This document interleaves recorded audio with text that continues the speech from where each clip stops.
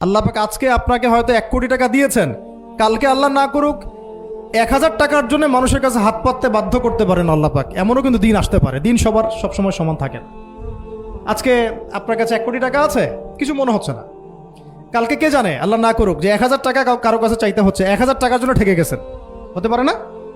তো রিজিককে মানুষ তাজিম না করলে রিজিক দূরে চলে যায়। দুটো বিষয় খেয়াল রাখবেন, দুটো বিষয়। এক হচ্ছে মাঝে মাঝে মনের মধ্যে কিছু আমল করার ইচ্ছা আসে, আসে না? মনে হলো যে আচ্ছা একটু 10টা আয়াত পড়ি, মনে আসে না মাঝে মাঝে? এমন মনে হয় না?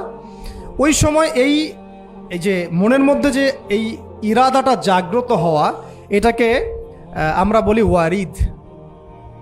অন্য ভাষায় আপনি বলতে পারেন মেহমান। কি বলতে পারেন? এটা আল্লাহর পক্ষ থেকে আপনার কলবের মধ্যে মেহমান হিসেবে এসেছে। এখন আপনি যদি আমলটা করেন, সেই মেহমান বারবার আপনার কলবে আসবে। যদি আপনি ওই সময় আমলটা না করেন, মেহমান চলে যাবে, মেহমান অসম্মানিত হলে পরে আর আসবে না। একইভাবে রিজিক আল্লাহ পাক দিয়েছেন, এর তাজিম যদি করতে পারেন রিজিক বেশি আসবে। রিজিকের তাজিম সম্মান করতে না পারলে রিজিক আসবে না, বেশি কমে যাবে। উসমান রাদিয়াল্লাহু আনহু সবচেয়ে ধনী ছিলেন না? কেন জানেন? কেন? এটা কি জানেন কেন ধনী ছিলেন? একে তো তিনি প্রচুর দান সদকা করতেন, এটা তো আপনারা জানেনই। আরেকটা জিনিস অনেকে জানে না, তিনি উটের পিঠে বসেছিলেন, কিছু একটা খাচ্ছিলেন, এই 2-1টা দানা পড়ে গেছে নিচে। উটের পিঠ থেকে নেমেছেন, নেমে সেই দানা উঠিয়েছেন, পরিষ্কার করেছেন, ধুয়েছেন, আবার খেয়েছেন।